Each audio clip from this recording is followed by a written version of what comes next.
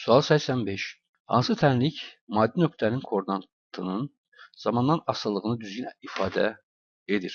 Aydındır ki, burada göründüyü kimi xt asıllığı düz xəttdir. Yəni bu bərabər sürətli düz xəttli hərəkətdir. Düz xəttli bərabər sürətli hərəkətdə hərəkət tənliyi x bərabərdir x0 üstəgələk vxt-dir.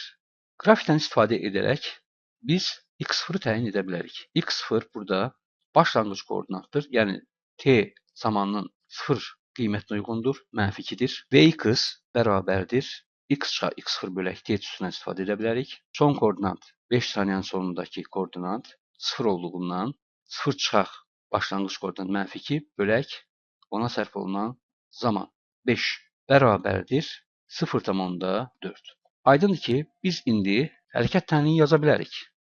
x0-ın yerinə -2, vx-in yerinə 0,4 t.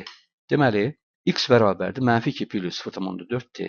Bu, hərəkətin tənliyi göstərilən tənlik olacaqdır. Düzgün cavab C variantıdır.